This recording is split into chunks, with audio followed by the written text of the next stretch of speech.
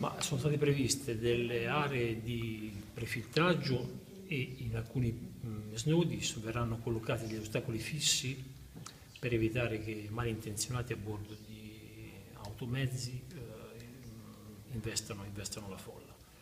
Per quanto riguarda poi l'afflusso e il deflusso degli spettatori, sono stati previsti percorsi distinti e non ci sarà mai promiscuità tra automezzi e pedoni.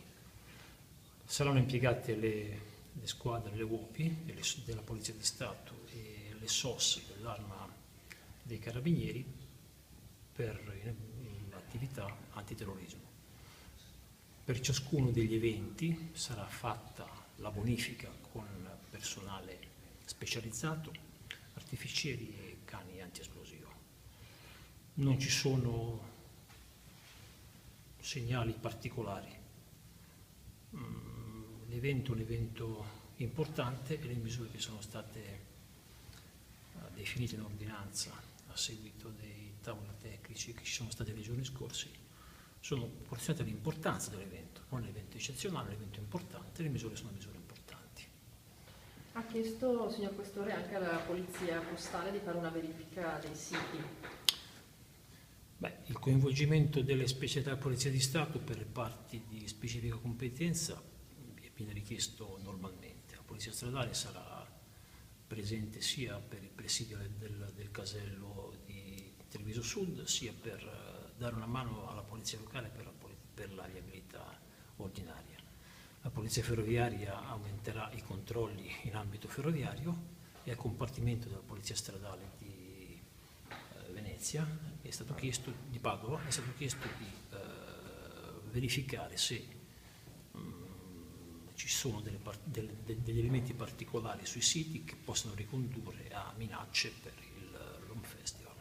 Meglio presentarsi senza nulla, il biglietto d'asta proprio per rendere i controlli anche più rapidi? Allora, per accedere all'area degli spettacoli sono previsti 9 ingressi che sono presidiati da metal detector. Se uno arriva senza niente, è soltanto col biglietto e con i soldi da spendere per acquistare le cose che sono è meglio, così si favorisce l'afflusso delle persone, si velocizza. Quindi evitiamo bottiglie di vetro, per cui c'è un divieto assoluto di vendita, evitiamo caschi, evitiamo zaini. Meno cose si hanno dietro, più si accede velocemente all'area dello spettacolo. Questo nella collaborazione con gli organizzatori e gli enti locali è stata fattiva? Allora, la collaborazione con gli organizzatori è stata, e con il comune di Treviso è stata eccezionale. Ne rifaccio in questo senso una circolare del capo della polizia del 7 maggio di quest'anno, dove in relazione a quelli che erano gli eventi che dovevano essere programmati per la stagione estiva, chiedeva un coinvolgimento degli organizzatori per una gestione partecipata della sicurezza, e diciamo che in questa occasione c'è stata una collaborazione veramente da sottolineare. Okay.